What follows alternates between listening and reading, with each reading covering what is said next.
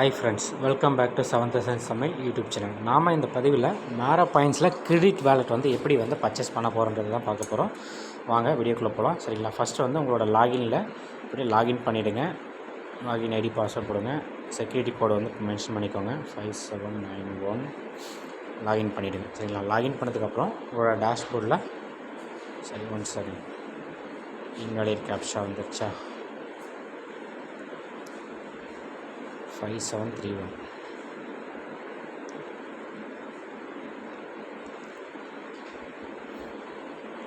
Login ஆகிடுச்சு. Next உங்களோட டேஷ்போர்டுக்குள்ளே போய்ட்டு கிரெடிட் வாலெட்னு ஒரு ஆப்ஷன் இல்லையா, இதில் போய்ட்டு KYC வெரிஃபை, ஓகேங்களா? இதில் போய்ட்டு நீங்கள் ஃபஸ்ட்டு உங்களோட டாக்குமெண்ட்ஸ் எல்லாமே அப்லோட் பண்ணணும், ஓகேங்களா? இதில் ஃபஸ்ட்டு ஆதாரோட ஃப்ரண்ட் பேஜ் எடுத்துகிட்டு அப்லோட் பண்ணிவிடுங்க. பேக் சைடு ஆதாரை அப்லோட் பண்ணுங்கள்.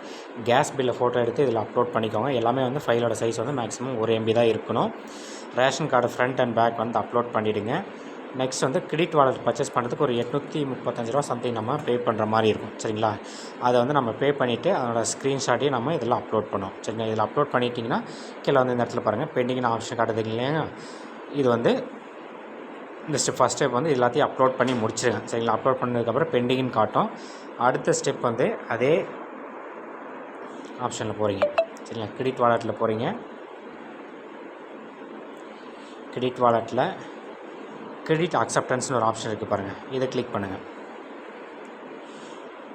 இதை கிளிக் பண்ணதுக்கப்புறம் download credit wallet terms and condition ஒரு ஆப்ஷன் இருக்குது. இந்த PDF ஃபைலில் கிளிக் பண்ணிங்கன்னா உங்களோட ஃபுல் டீட்டெயில்ஸ் ஒரு 33 பேஜ் இருக்கும், சரிங்களா? அதை கிளிக் பண்ணி ஃபுல்லாக ரீட் பண்ணிவிட்டு அதே ஃபைலை நீங்கள் இந்த இடத்துல சூஸ் பண்ணி அப்லோட் பண்ணி சப்மிட் பண்ணிட்டீங்கன்னா உங்களுக்கு கிரெடிட் வாலெட் அப்லோட் ஆகிடும். வெரிஃபை பண்ணிவிட்டு உங்களுக்கு ஆக்டிவேட் பண்ணிவிடுவாங்க, சரிங்களா?